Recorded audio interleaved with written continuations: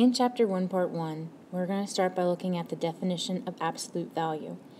Absolute value represents the numerical value of a number without regard to its sign. The definition that I really like is that it's the distance on a number line between a number and 0. So this distance, because we can't go negative distance, is always positive. So absolute value is always either a positive value or 0. It is never, ever, ever negative. So if you look at the graphic here, we have the distance from 0 of -3 here is 3 units. 1, 2, 3.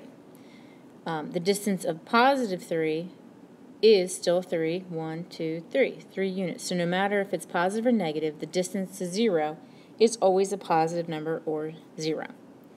So in problem 1, we are going to evaluate some of these absolute value expressions.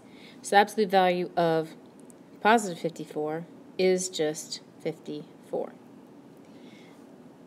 The absolute value of -7 3/5 would become positive 7 3/5, but because there's that negative sign out in front right here, right there, it's going to stay -7 3/5.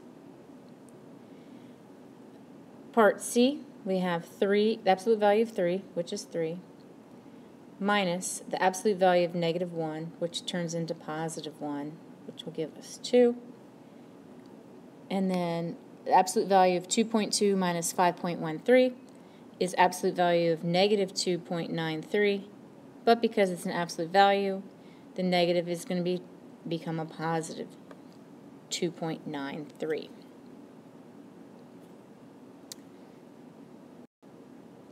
All right, so number 2, we're looking at what we call function machines. And what I tell the students in class, and I'll make a note here, that you're going to think about a vending machine. So you are hungry, so you need a snack, let's say a bag of chips. So you put your money in the vending machine, you press the button, and out pops your chips. So our number is kind of like our money. We have our function machine, which is going to do whatever, the process is, the function. And then out comes our product, which is our chips, soda, whatever, out of the machine. So we have an input coming in, output coming out. So, for example, and you can go back and read the 2 paragraphs there, we want to find the output for f of x equals x squared minus 1. Now, this here, that's pronounced f of x. So it's just saying that we have this function with x being the unknown. So we want to find out what is the input when x is 4. So we are going to take our function, so f of now 4 is equal to 4 squared minus 1.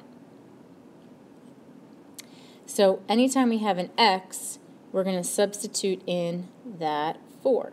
So we plugged it in there, plugged it in there. So f of 4 is equal to 16 minus 1, which is equal to 15. And when you go to write your answer, the correct notation would be f of 4 equals 15. For part B, we want to find f of -1. So we have -1 squared minus 1, which we can calculate. -1 squared is 1, minus 1 is 0. So f of -1 equals 0. Same thing with f of 10. We're going to plug in 10 squared minus 1. 10 squared is 100. 100 minus 1 is going to give us 99. So f of 10 equals 99. So again, think of the vending machine. You have an input, you have an output, something going in, you have the function, and then you're going to get something coming out. Part C, if the output of the function is 24, what is the input? So we are given the same equation. It was f of x, I'm going to rewrite it up top here, equals x squared minus 1. So we don't know what the input is, but we know that it's equal to 24. So the x is the input, so I'm going to make a note here. X is input,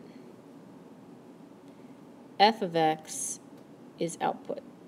So we want to find out what is the f of x. And you could write it this way, or you could say 24 equals x squared minus 1. It really doesn't matter. But we're going to solve for x. Now you could also guess and check and figure out, okay, what squared minus 1 gives us 24, or you could solve algebraically. Either way is fine. I'm going to solve algebraically, so I'm going to start by adding 1 to both sides. So x squared is equal to 25, and then I'm going to square root both sides to get x is equal to 5. And then it's always a good idea to plug it back in. So take f of 5 equals 5 squared minus 1, and to make sure that it does equal 24, which it does. In number 3, we want to find out what is the output from the second function machine. So if you take a look, we are plugging in x equals negative 1 into the function. And we want to find out what do we get out as the output. So we are going to take our equation, y equals 3 times negative 1 plus 1, and we're going to calculate that. So negative 3 plus 1, which is equal to negative 2. So y equals negative 2.